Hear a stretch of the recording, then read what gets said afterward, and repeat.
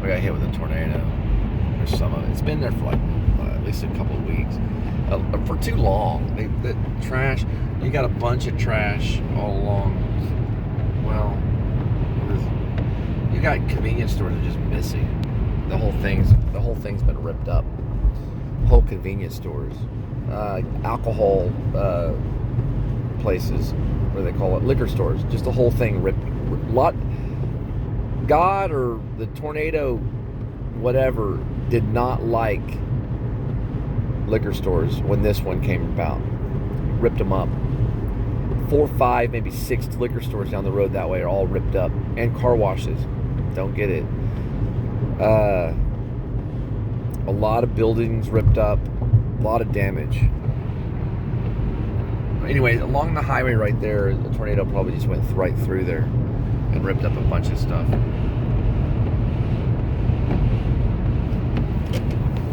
So this was kind of the first day of shooting exteriors with a dare. Well, with Daniel Lund, who's playing a dare, Mark, the character in Prjcnst, the protagonist.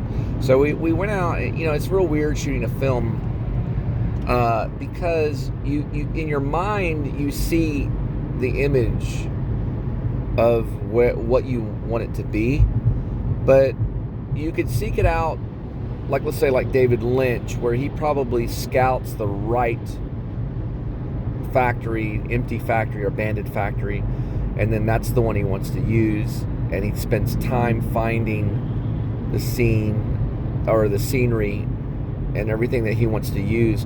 Or you show up to a place and you just take a chance, and that's what we did with the train station today. We got some really, really good footage. Now here's the thing. Some of the, I think ultimately, I think all the footage is standard. It's basically him walking to work, finding the train station, getting on a train, and just going to work. In Texas, there's a lot of mileage to cover, so he's coming out of a really nice neighborhood. We haven't established if he's in a house or an apartment. We just know that at the beginning, he's walking to work. But we do know that he gets on a train, and the coolest thing happened when Ryan was I mean, not Ryan, I'm sorry. Ryan's his brother. Daniel Lunt was standing there on the train station for a while. We decided to shoot a little bit extra, and all of a sudden we got this. We got some rain come in. Now, at first, everything is calm, and Daniel really liked the fact that it foreshadows on a dare's death, because Daniel's playing a dare on the final sequence where he gets sniped, because it's about him getting killed. And he goes to the train station. He's on this platform, and he's been standing there, and we decided to shoot about, I don't know, maybe 20 minutes, a little bit extra stuff. I just turned the camera on is all I did. And he was standing there. I said, let's just get a few shots of this. And we went on with it. And so he started walking back before the train had got there and everything. And this turned out to be the footage that we're probably going to use. The rain started to come down, so I went ahead and I accidentally got the second camera on shot, just a little clip of it, just a little snippet of it.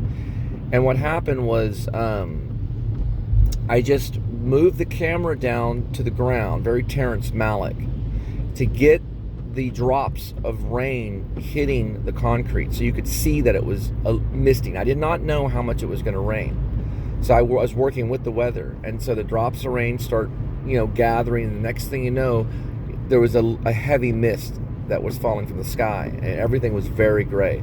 There was a weird feeling in the air. And that's what Lynch talks about. It was a really weird feeling, wind blowing like a tornado coming.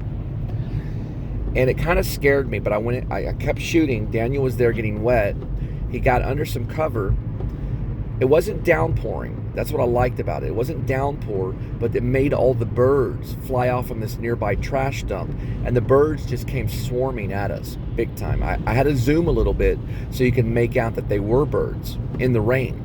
They were looking for shelter. The birds were. One pigeon flew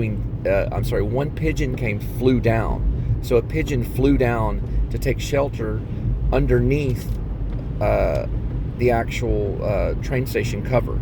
I got that, which is a little bit like the short film that I got earlier of the family, which was called Once in a Lifetime, one of my short films.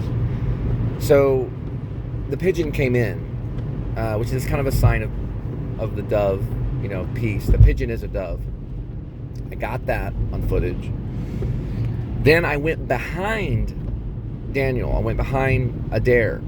I'll just call him Adair Martin now. I went behind Adair, and I went behind where the glass was, and all this rain was hitting the glass, and it was really nice. It was a really nice shot, and that was all not planned. But I went back around, and I mean, it was somewhat planned. We had been shooting there for a little bit. We had got some stuff designed, but it wasn't storyboarded or anything like that.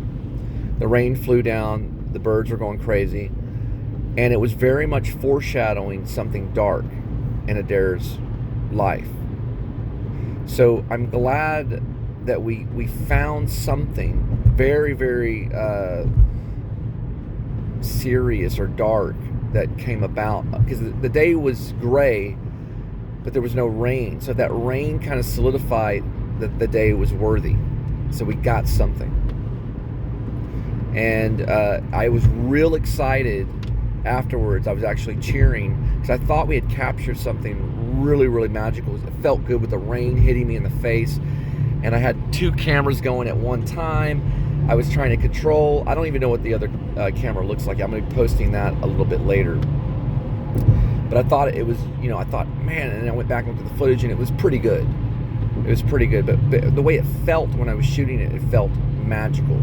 The birds, the way they were, and it might have been later on a bigger screen, and we're really capturing that sound. But I'm calling it the train station moment, and we're calling it Dark Dawn. So the scene is called Dark Dawn. I may go back and add that in the script. And then ultimately, it's the Prjcnst. The scene, we're calling it, we're actually calling it Adair Sunrise, or Sunrise Adair is the sequence, Sunrise Adair. And we're calling it Dark Dawn, and then we're calling it the train station.